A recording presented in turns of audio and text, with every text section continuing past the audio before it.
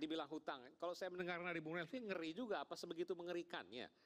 3.000 triliun APBN, 1.000-nya untuk bayar utang dan pokok utang, bunga dan ya hampir 1.000 untuk bunga dan pokok utangnya, lalu kemudian 450 triliun makan siang gratis dan susu gratis, belum belanja pegawai, 60% dari APBN. Dari mana nanti uangnya? Belum IKN, 50 triliun per tahun. Silakan Bung Saleh Daulay. Apakah sebegitu mengerikannya atau datanya Bung Refli yang salah? Jadi menurut saya belum 20% pendidikan, 20%. Ya, saya mulai dari ini dulu tadi, perubahan nomenklatur kementerian. Oke. Jadi ini kan sekalian ada closing ya, sekalian closing. Iya, ya, ini kan ada isunya bahwa akan ada perubahan dari 34 jadi 40 atau 41. Nah, sebetulnya itu kan itu hanya yang saya kira pendapat yang belum final.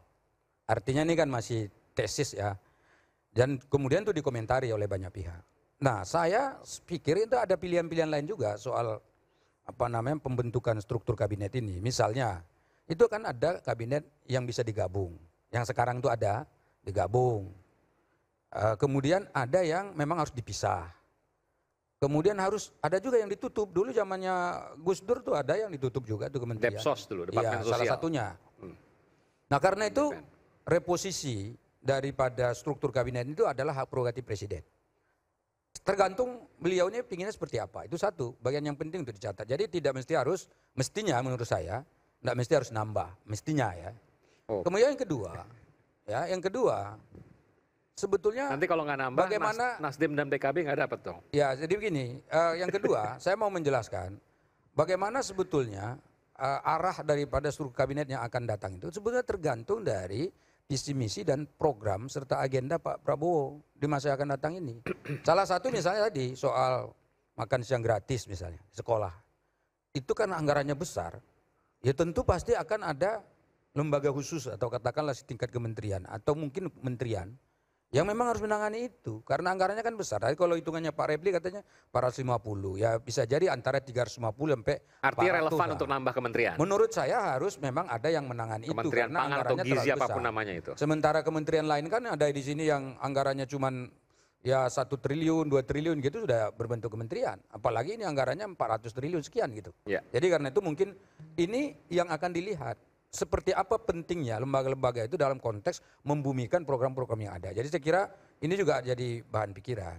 Kemudian yang ketiga, andai kata memang Pak Prabowo nanti meminta supaya ada perubahan undang-undang dalam konteks untuk menyesuaikan dengan kebutuhan dia dalam memimpin, maka tentu harus dilakukan secara demokratis. Tidak bisa tiba-tiba secara otoriter seperti itu. Kan ada mekanismenya. Tadi Pak Refli sudah mengatakan ya udah bisa pakai Perpu, bisa pakai undang-undang. Ya kan ada juga orang yang mengatakan bisa pakai MK lagi. Nah, sementara itu ya terserahlah bagaimana mekanisme yang dilakukan. Jadi kalaupun nanti ada perubahan terkait dengan undang-undang itu maka mekanismenya itu yang harus dijalankan secara benar. Tapi Anda setuju kalau ada penambahan kementerian? Soal setuju nggak setuju kan tergantung dari kebutuhannya Pak Prabowo. Sebagai partai yang loyal kemudian konsisten mendukung Pak Prabowo, apapun yang memang diputuskannya untuk kepentingan bangsa ini dan itu rasional dan kita melihat itu benar, maka tentu harus kita dukung. Jadi, karena kepentingannya kan bukan untuk kita sendiri. Jadi begini loh, kalaupun ada kementerian itu, tujuannya itu tadi, jangan kita langsung pesimis bahwa ini kan cuma bagi-bagi kursi dan macam. Dan menurut saya, kalaupun ada itu bukan bagi-bagi kursinya, tapi bagaimana agar kepentingan masyarakat ini bisa dilaksanakan dengan benar. Andai kata dan itu pasti terjadi, dan itu pasti dilakukan. Andai kata kementerian-kementerian itu ditambah sekalipun. Main bersih, wajah juga harus bersih. K-Face Wash, bersihkan wajah dari minyak dan kotoran. Wajah manfaatan bagi rakyat banyak. Selama ini kan Pak Prabowo sudah pidato di mana-mana, mulai dari kampanye, kemudian sampai dia pidato terpilih, gak katakanlah ya quick count, kemudian kemarin setelah ditetapkan pidatonya sama. Bahwa saya presiden bukan hanya yang memilih saya 58% seperti kata Pak Refli tadi, tapi justru saya adalah presiden bagi seluruh Indonesia. Nah kalau itu insya Allah akan dilaksanakan, jadi nggak ada masalah. Gitu. Baik, silakan Bung Gis, makasih. Tentang? Closing statement. Dari semuanya, toksik, penambahan kementerian, tadi utang dan sebagainya. Kalau toksik kan udah jelas ya, yang toksik itu yang ada sekarang ini ketika lagi COVID, pejabatnya malah jual alat PCR, kan gitu. Ketika lagi Mau ada Formula E, mereka yang menjegal supaya Formula E tidak terjadi. Ada bangunan bagus diacak-acak seperti JIS, itu kan toksik semua itu. Tetapi di dalam proses yang terakhir ini, mau 40 kementerian, mau ke 50 kementerian, kalau buat saya, terserahlah, suka-sukalah. Dari proses yang busuk, saya tidak berharap bahwa ke depan akan ada perbaikan, nggak ada. Prosesnya busuk, hasilnya akan busuk. Itu aja buat saya. Oke. Terima kasih. Oke. Singkat, padat, jelas. Saya ke Demokrat dulu ya kalau gitu. Tadi harus dijawab tuh, prosesnya busuk, hasilnya busuk. Apa iya yang terjadi seperti itu? Ya, terima kasih. Jadi kalau kita terus pesimis, terus terjebak pada keadaan yang belum sesuai harapan kemarin atau belum move on dan menilai bahwa itu otomatis ke depan akan terus seperti itu atau apa yang diharapkan tidak tercapai kemudian lepas tangan, ya ini proses detoksifikasi. Sesungguhnya kita menjerumuskan dan menjebakkan diri pada menjadi toxic person itu sendiri. Itu yang pertama. Yang kedua, itu referensinya dari SBY loh, cewek-cewek Jokowi, judul bukunya ditulis oleh Jokowi oleh SBY itu. ya betul. Jadi toxic tuh. Yang selanjutnya bahwa terkait dengan postur kabinet ke depan, tentu ini menjadi ranah Pak Prabowo selaku pimpinan koalisi presiden terpilih untuk menerjemahkan apa yang menjadi tujuan kita berbangsa, bernegara, termasuk dengan apa yang menjadi visi misi dan program aksi yang dipresentasikan ke publik pada saat pemilu untuk diwujudkan.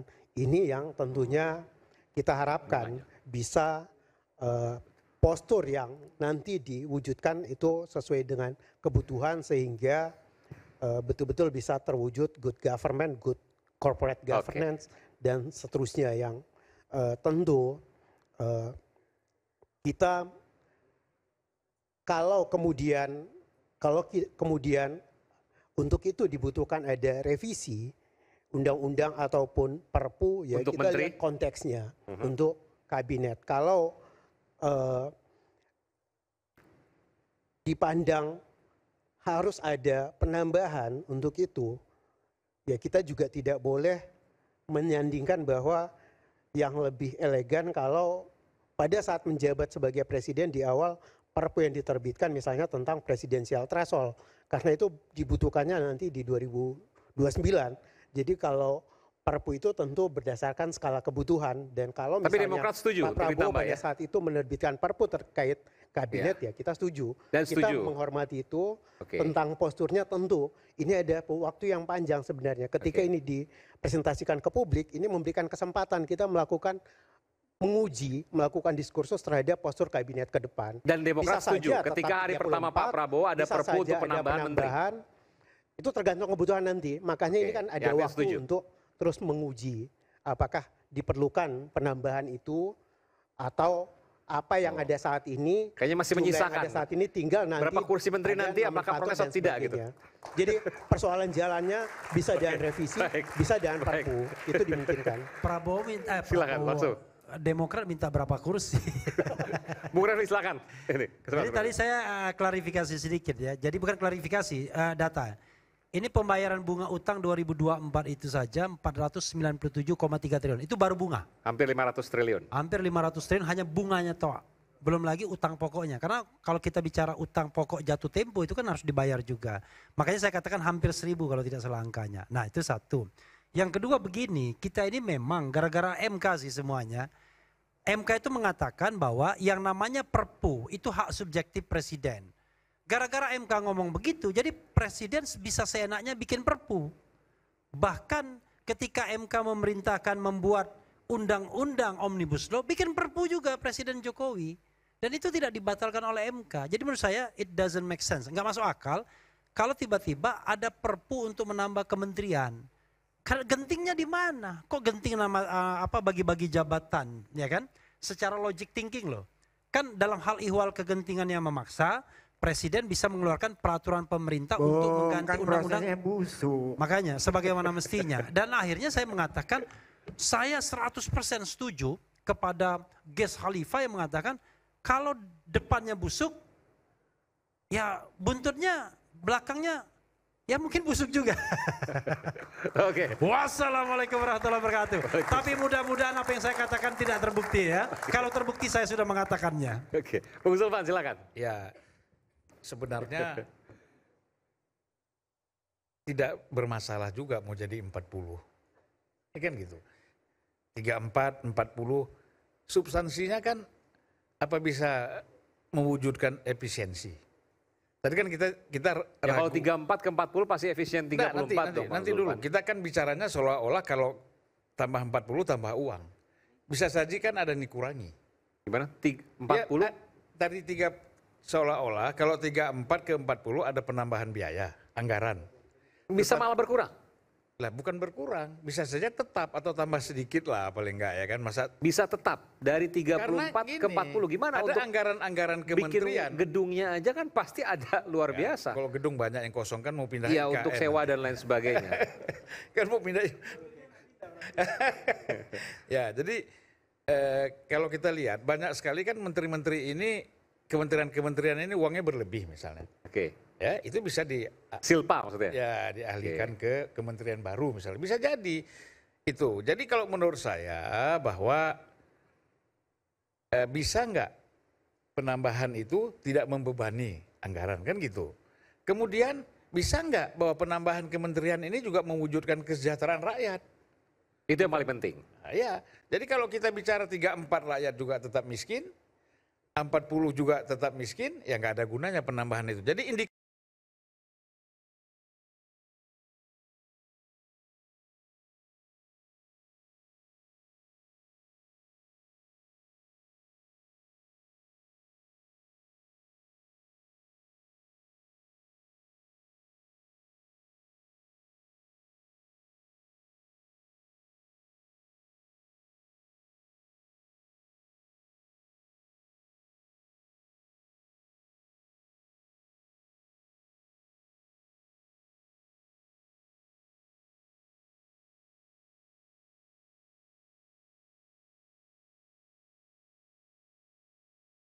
kita ini mesti jelas.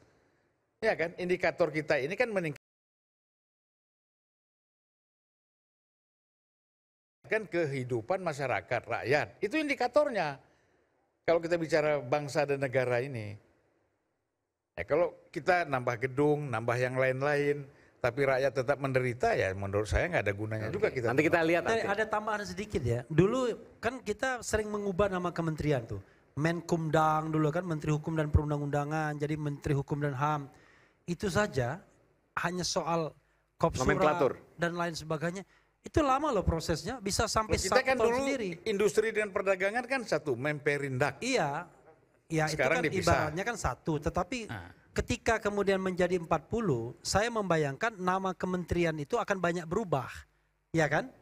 Karena dia dipecah. Misalnya kalau Kementerian Perdagangan misalnya, dan industri pisah-pisah. Dan itu membuat dari sisi administrasi, surat menyurat, cap dan lain sebagainya, itu membutuhkan hal yang luar biasa. Kita Biaya. kadang-kadang mudah sekali mengubah, tapi tidak paham dengan konsekuensi administratifnya yang menurut saya tidak gampang juga. Oke, tapi kalau ya kita lihat nanti, kalau untuk kesejahteraan rakyat dan sebagainya tentu itu bisa dinilai oleh publik dan itu kemudian bisa dikritisi juga oleh orang yang publik juga. Jadi bagaimana kita melihat ini semua? Dan sekarang bagaimana seorang Rocky Gerung melihat ini? Silakan. Oh sambil berdiri boleh. Silakan. Pakai ini, Pak. Tes. Saya yang duduk kalau gitu. Ya. Sangat gampang melihatnya itu. Lihat ketegangan antara Alfamart, nama generiknya Indomart, dengan Warung Madura. Sebelah sini, Pak. Ya, Anda baca beberapa hari ini, retailer-retailer yang punya nama itu meminta pemerintah untuk menertibkan Warung Madura. Apa artinya itu? Artinya daya beli rakyat tidak bisa lagi pergi ke supermarket dan mereka pergi ke Warung Madura. Itu dasarnya tuh. Jadi kita bayangkan misalnya ketegangan itu. Nah kalau mau persaingan fair, biarin aja ada warung Madura, ada sistem apa namanya, jaringan retailer, itu nggak ada soal kan. Tetapi meminta pemerintah untuk bahkan menutup mungkin warung Madura ini atau melemahkan. Jadi di situ kita mulai melihat ada semacam ketegangan kelas. Itu juga terkait dengan perpu yang dibuat oleh Jokowi, yaitu Omnibus Law yang tidak membayar buruh. Akibatnya buruh nggak bisa beli lagi, maka dia pergi ke warung Madura. Ini konsekuensi logis dari Omnibus Law, daya beli berkurang, maka warung Madura muncul untuk melayani rakyat kecil. Logikanya begitu dasarnya. Jadi gara-gara Jokowi bikin perpu, maka warung Madura tumbuh. Kenapa perpunya menemukan warung Madura? Karena perpunya menghalangi upah buruh ditekan. Buruh dompetnya kosong, ya dia pergi warung Madura. Itu logikanya begitu, analisis politik ekonomi bisa di situ. Jadi soal perpu nih nambah-nambah segala macam, memang nggak ada poin di situ kan. Apa tadi istilahnya tuh?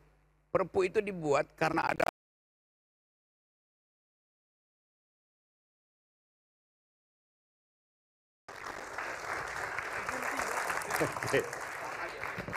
Iya, jatah kursi menteri ya sah saja. Merangkul semua pihak dengan alasan persatuan, itu adalah cita-cita mulia. Meski ada dua catatan. Mereka yang duduk cakap bekerja dan biarkan yang lain jadi penyeimbang krisisnya. Setuju? Saya Aiman Wicaksono, sampai jumpa di Rakyat Bersuara berikutnya. Salam.